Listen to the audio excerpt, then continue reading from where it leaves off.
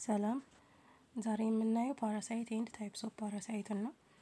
parasite የምንለው በፓራሳይቲዝም ጊዜ ቤኔፊትድ የሆነ ፓርትነር parasite ይባላል ማለት ነው። It is an animal which lives in or on the host in order to obtain nourishment and shelter from the host as well as does harm to the host. ይሄ ማለት አኒማሉ ላይ ወይም ደግሞ ውስጡ ነው የሚኖረው በተጨማሪ ደግሞ እዛ የሚኖረው አንደኛው ለኖሪሽመንት ነው ምግብን ለማግኘት ሁለተኛው ደግሞ ሸልተር መጠለያ ለማግኘት ማለት ነው። በተጨማሪ ደግሞ ከሁለቱ በተጨማሪ ሃርምን ያመጣባቸዋል ያ ማለት ጉዳትን ህመምን ያስከስታል ማለት ነው። በሌላ ቋንቋ ደግሞ small organism ነው parasite የምንለው it has a potential to harm a large organism host የምንለው and rely on the said host on the nutrient and shelter እዛ host ላይ ነው ዲፔንድ የሚሆነው ማለት ነው። አሁን ለምሳሌ parasite የምንለው በጣም ስሞል ነው ለምሳሌ እንደ ኢኮላይ ያሉት በጣም ስሞል ናቸው ግን ትልቅ ኦርጋኒዝምን like human being harm ያደርጋሉ ማለት ነው። በተጨማሪ ደግሞ parasite የምንለው generally has much higher reproductive capacity or capability compared to the host ያ ማለት የፓራሳይቱን የመዋለድ ወይም የመባዛት ሂደት ስናየው ከሆስቱ ወይም ደግሞ human being ሊሆን ይችላል ወይም ማዘር አኒማል ሪፕሮዳክቲቭ ሬታቸው በጣም ስሎ ነው የነሱ ግን የፓራሳይቶቹ በጣም ፋስት እና ሃይ ነው ማለት ነው። እሺ there are different types of parasite እነሱን ክላሲፋይ የምናደርገው ደግሞ based on the habitat ለምሳሌ according to their habitat endoparasite እና ectoparasite የምንላቸው አሉ።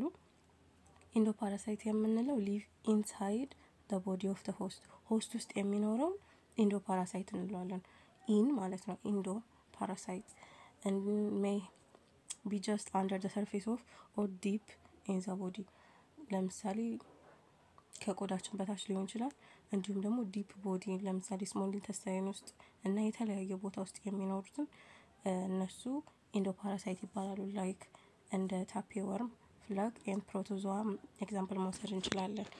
ኤክቶፓራሳይት የምንላቸው stay on the outside surface of the host ያ ማለት ከሆስቱ ውጪ ወይም ደግሞ የሆስቱ ሰርፌስ ላይ ለምሳሌ ከውጪ ማለት ነው ቆዳ ላይ ሊሆን ይችላል ነው የሚኖሩት ላይክ እንደ ሊሽ ቲኬትስ ፍላይስ and broad parasite የምንላቸው ኤግዛምፕል መሆን ይችላሉ ማለት ነው።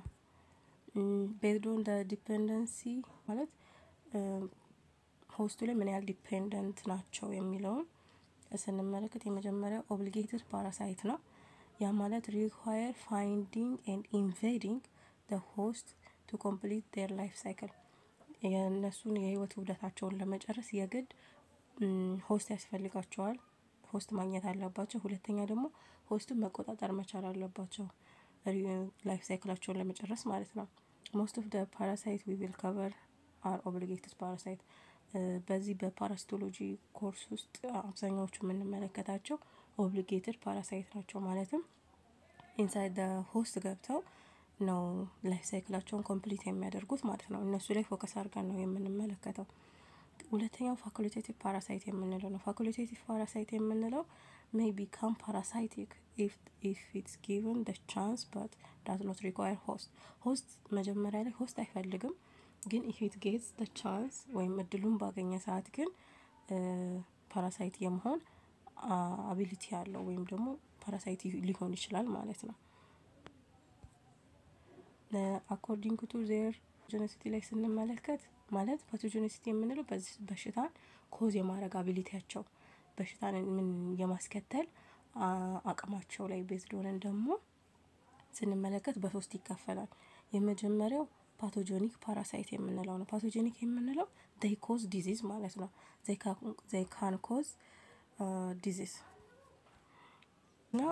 ሁለተኛው ደግሞ non pathogenic የምንላቸው ናቸው ኮሜንሳል ናቸው ያ ማለት ኮሜንሳሊዝም ላይ ያየነው አይነት ማለት ነው አንዱ ማለት ፓራሳይቱ የሆነ የሚያገኘው ጥቅም አለ ግን ሆስቱ አይጎዳምም አይጠቀምምም ማለት ነው። ግን በሽታ ኮዝ አያረግበትም። ያ ነው ናን ፓቶጂኒክ የምንላቸው። ኦፖርቹኒስቲክ ፓራሳይት የምንላቸው ደግሞ ዘይ ካን ኮዝ ዲዚዝ ኢፍ ዴይ ጌት ዘ ኦፖርቹኒቲ ማለት ነው። ያ ማለት በሽታን ኮዝ የማድረግ አቢሊቲ አላቸው፣ ግን እድሉን ሲያገኙ ነው። እድሉን ሲያገኙ ፎር ኤግዛምፕል የሆስቱ ኢሚዩን ሲወርድ፣ ልክ የሆስቱ ኢሚዩኒቲ ሲወርድ እነሱ በሽታን ኮዝ ያደርጋሉ ማለት ነው። የሆነ ኦፖርቹኒቲን ተጠቅመው ነው ዲዚዝን ኮዝ የሚያደርጉት። that's why they call opportunistic parasite. Next we will see about host and types of host.